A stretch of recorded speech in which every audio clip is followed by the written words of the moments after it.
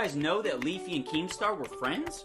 Yeah, his video might lead you to believe that he just met him once at a small YouTuber meetup. What else can we do? We need more ideas. The cash chute is running low. Ooh, what will we do? Did Ethan, A, discuss the video with Leafy prior to uploading it? B, upload it with no warning whatsoever?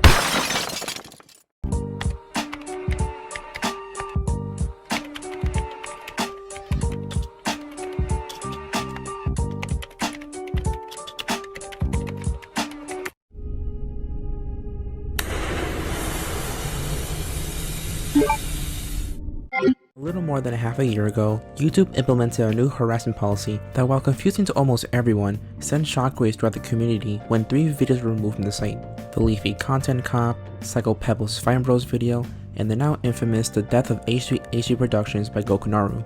This was a clear message, and the commentary community wasn't ready for what happened next. To say that the commentary community hasn't had the best year would be an understatement. The aforementioned policy change in retrospect started a snowball effect that led to Suzy Lu using her YouTube contacts to smite down any video that spoke about her, which showed an internal crack in the YouTube system. And while we already know how broken the system is, this is a person, not faulty AI with an abundance of form letters. Suzy Lu abuses the copyright system by using a contact and is deemed okay because the people we complain to are complicit in this, silencing those who will speak about her and enact literal harassment if you call them out on it. They'll pull a Shane Dawson and look at you with a straight look telling you it's your fault. How can this be okay when that's actual silencing and harassment when those who just want to speak their mind are labeled as such?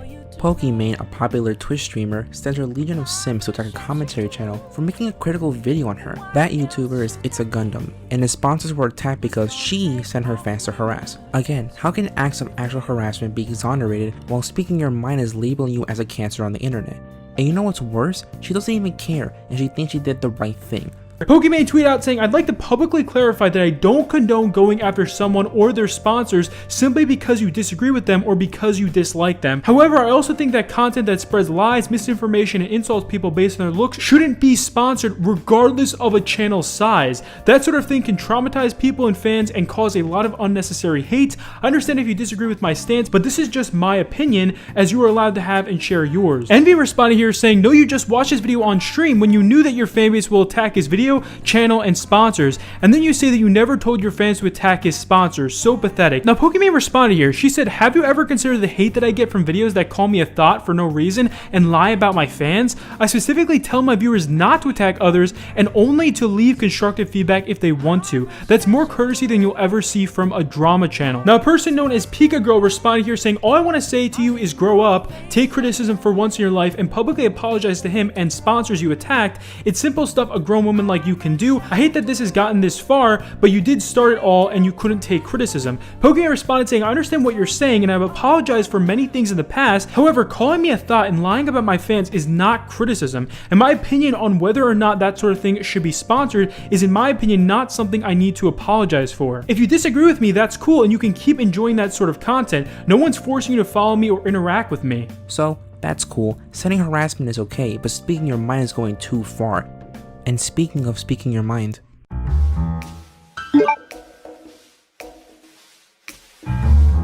during the War of Lu, Tipster was called a harasser by Suzy Lu when Tipster decided to just speak up about her crimes against creators. Which is interesting because a week ago, as of the writing of this video, Tipster and Augie RFC were completely demonetized due to their content being claimed as, you guessed it, harassment.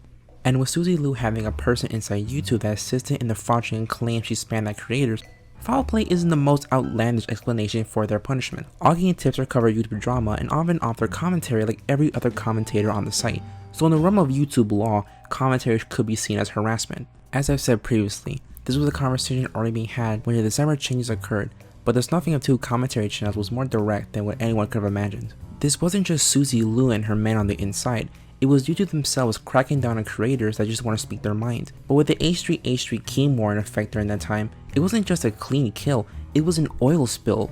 But let Tipster elaborate more on that. Hey there, AkiDave. Hopefully I'm pronouncing that correctly. I want to thank you first for having me on to kind of share my thoughts on this whole situation. And it seems like you and I have the same concerns here, that the policy changes to the community guidelines in December, as well as the changes to the YouTube Partner Program monetization policy, that these would, potentially spell the end for the commentary community. I mean, we've all seen, what recently happened between Gabby and Pegasus. We see, Deji suing Kavos, and we also see people like myself and Augie RFC being demonetized, and all of these things would seem to indicate the beginning of the end for the commentary community. And that seems to be like my biggest concern, not so much how it impacts me per se.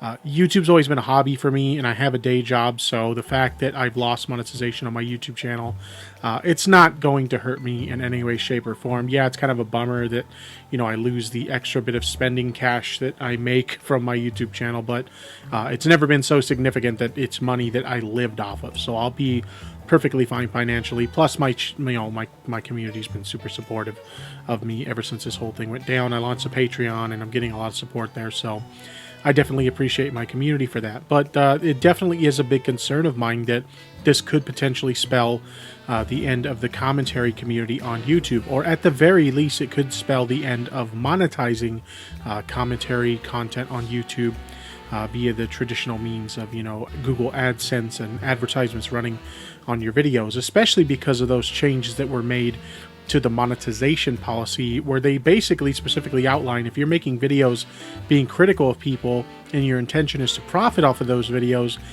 then basically that's against the terms of service for the monetization policy, which is just crazy to me.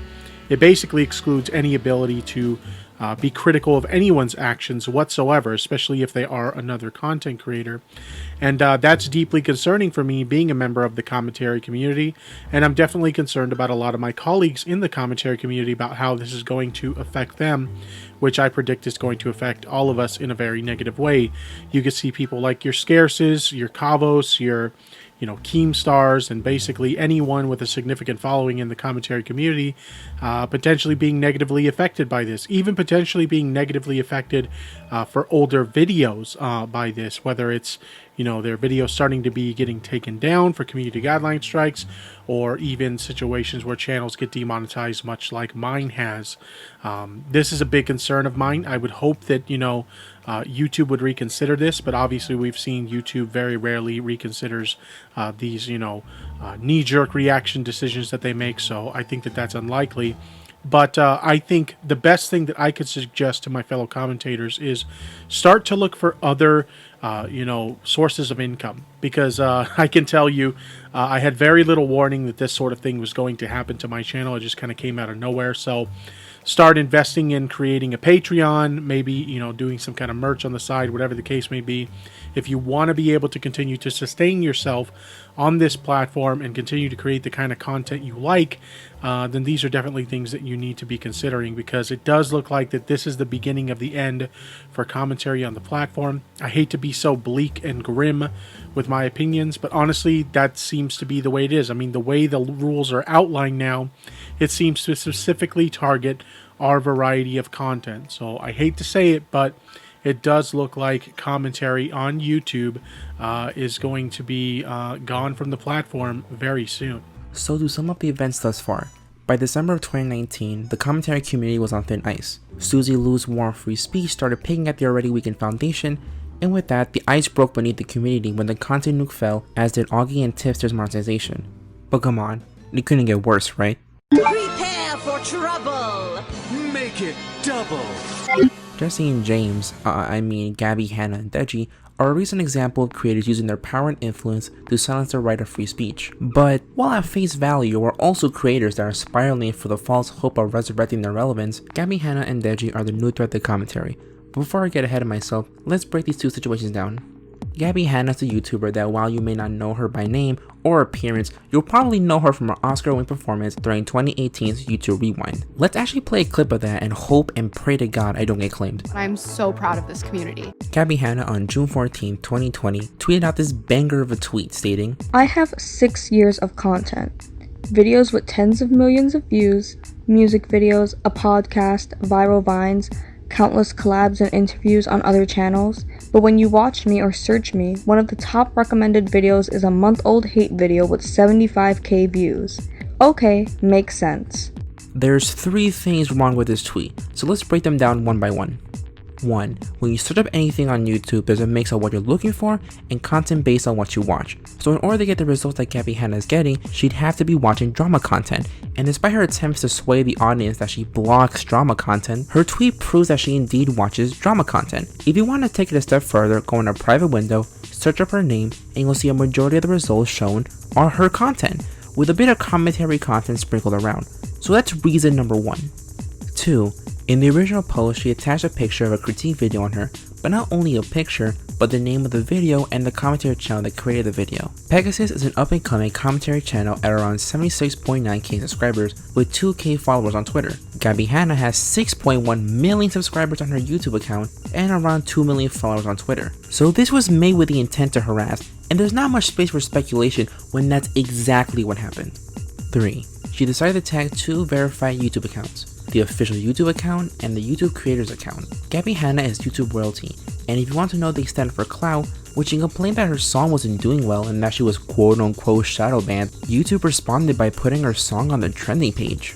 The YouTuber Gundam responded here actually defending Pegasus. He responded saying her little rant led to a smaller YouTuber getting harassed by her fan base. Then she posted a 1.5 hour rant stream, all because her new song isn't on trending is what I'm gathering. Now interestingly enough, YouTube has decided to put Gabby's new song on the trending page all day today. That's right, Def Noodles tweet out here saying Gabby Hanna has been attacking YouTube, claiming that they shadow banned her. Among her claims is YouTube never put her on the trending page anymore. Gabby Hanna has been on the YouTube trending page all day today. Is YouTube out to get Gabby, or is there something else going on? So by her deciding to blast a small commentary channel and lobbying that her stuff gets more of a presence than the videos against her, this could be all the proof YouTube needs that commentary channels are just harassers. YouTube, as we discussed previously, already feels this way from this summer's policy change. Creators such as Suzy Liu started to build this ideology by proxy, and with that came complete channel demonetization.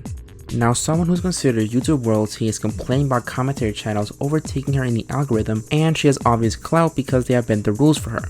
So right now we have creators, YouTube royalty, and YouTube themselves gunning for commentary. How can this get worse, right? Well, it could get legal. Deji, or Comedy Shorts Gamer, was brought in controversy due to recent allegations of subbotting. While subbotting allegations are often not taken seriously due to how difficult it is to prove, this was the first time an allegation like this came with evidence. And this evidence was brought by the owner of the botting company Deji supposedly bought from. And by the end of the video, Deji looked really bad, and everyone was set aback due to these weird circumstances. Chaos decided to commentate on the situation, with videos investigating if Deji actually bought those subs, and while I'd like to speak more about it, I can't because those videos have been privatized. On June 15th, a fan decided to ask why were those videos privatized. Cavos then responded that they had to be privatized due to a legal complaint and that it was an ongoing issue. Now, if Deji didn't look bad enough already, well, he was about to paint a target on his face, and again, nothing came out of this. People spoke about it, fists were shaken, and then things were back to normal by the end of the week. Cavos was making videos about Bella Delphine's OnlyFans page, and Deji's making videos like creepiest text conversations ever in all caps. Now, will Deji sue Cavos? Probably not, because if they weren't to start a legal battle, I doubt Cavos and Deji will be still making content consistently, and knowing the internet, we probably know more by now. And while I'm glad that nothing is coming out of this because God knows the hell 2020 has brought us on a now monthly basis, I think we can actually use what exists to make a hypothetical of what could have happened, and it starts with Ethan and Hila Klein of H3H3 Productions. When Ethan and Hila Klein won the case of a lifetime against Matt Haas, it created a legal precedent that protected fair use, and while this was a massive victory between the two, this was more of a victory for the whole community because it legally defended creators against people like Matt Haas. Consists of Klein and Haas's videos themselves. Any review of the Klein's video leaves no doubt that it constitutes critical commentary on Haas's video. There is also no doubt that the Klein's video is decidedly not a market substitute for Haas's video. For these and the other reasons set forth below, defendants' use of the clips from the Haas video constitute fair use as a matter of law. And while this was a case where the good guys won, what if a legal case was made where if the bad guys won, it could erase a significant portion of the commentary community? And this was the question many thought when Deji vs. Cavos was the headline of the week, especially to those in the UK where the H3H3 Haas case precedent doesn't apply. The case, if and when it happens, could be the UK equivalent to the H3H3 Matt Haas suit, and if Deji won, it could start a domino effect in which, like I said, could in turn erase a significant portion of the community that lies in the UK. If Deji wins, who can stop others from doing the same? But that's the only thing that can be said because once again, nothing has happened. Like most drama on the internet, they just go away. And now everyone is focusing on Shane Dawson and the Smash community, which is a story for another day, but it was still worth mentioning because it shows how certain creators abuse their power to silence other creators, and even if this was a bluff or not, at the end of the day, the videos are gone, and more or less, people forgot about it. Gabby Hanna disappeared off the internet probably because of Rainbow Six Jeffree Star, and Deji is no longer under the eye of criticism because of recent events. And speaking of recent, the self-destruct sequence has been activated. Repeat, the self-destruct sequence has been activated. So at first I was going to end this with vague optimism, saying that despite all the wacky shit that's going on, nothing really dies on the internet and especially on YouTube. At one point, animation was considered dead on the platform, and now is one of the biggest things on YouTube. But the reason why it's not labeled the conclusion is because more stuff actually happened while I was writing, so yeah. On July 2nd, a bunch of commentary channels had their entire library demonetized, and while their entire channels were completely demonetized, they weren't kicked from the partner program.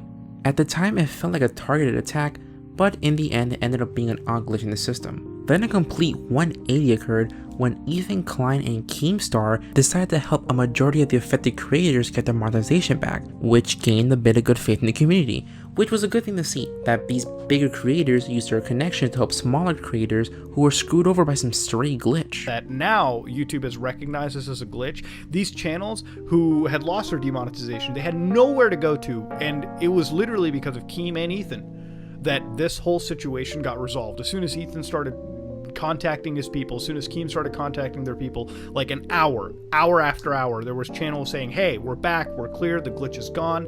And in a matter of, I would say, 12 hours, 24 hours, these guys had actually saved an entire community of commentary, and not just commentary, but various channels that were affected by this weird glitch that had occurred. But what was the point of making this video? What was the point of me telling you this? YouTube, ever since December 2019, have shown their hand in regards to the commentary community. And if it's not themselves who are actively trying to silence criticism or the idea of commentary, it's the creators themselves who are using their power and influence to silence their detractors. And while they think they are sticking a middle finger to their detractors, they are inadvertently feeding into the narrative that commentary equals harassment. Gabby Hanna complained that her critics were seeing more than her content when that wasn't true, and in order to stick it to these detractors, she blasted Pegasus. The war Keem and Ethan had led to a policy that meant ill to commentary. Suzy Liu used her team and a YouTube employee she knew to silence and strike down creators that spoke against her questionable actions. And in the end, to the fans of these people and the people at YouTube, commentary channels are just there to attack people for no reason, and people actually think that. So while battles are fought, won and lost, the war on commentary is ongoing. Meanwhile, in the fifth dimension,